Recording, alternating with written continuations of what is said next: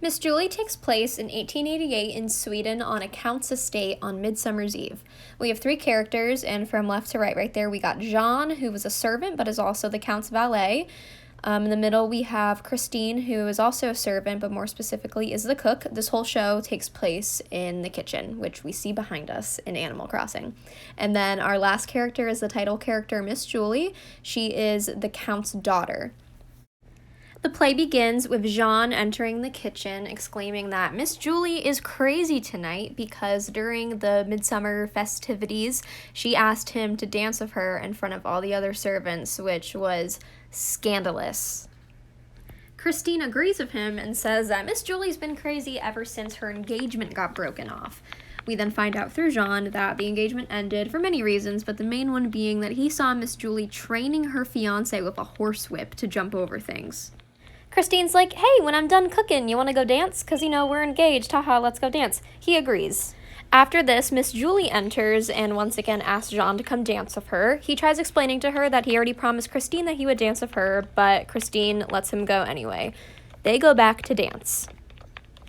They go dance, and then Jean comes back in and says once again, yep, she's crazy, which then causes Christine to say, yeah, she's on her period. It's her monthly, which, oh my god, could it be more obvious that a man wrote this? Miss Julie re-enters, and then it becomes obvious that she is annoyed by how close they are.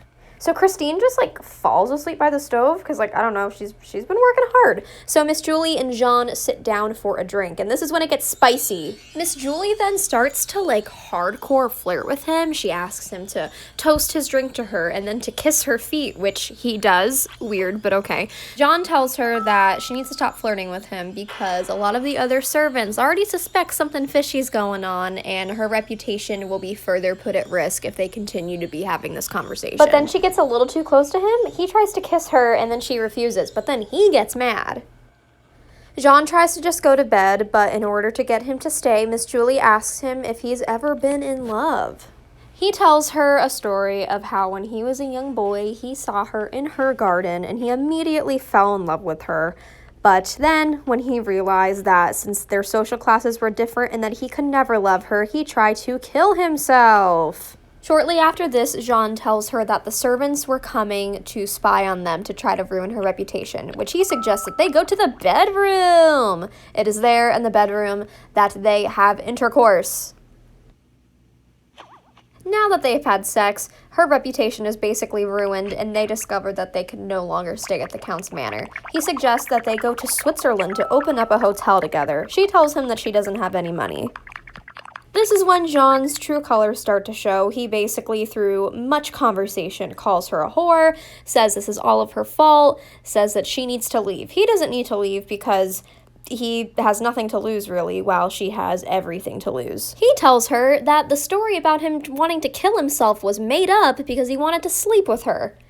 Gross. Miss Julie, hates herself at this point and then goes on to explain how her mother raised her to never become a slave to a man, and now she feels like she has. She then spends a million pages begging him to have him tell her what to do and to give her an order because she knows that she can't stay there, but she doesn't know where to go.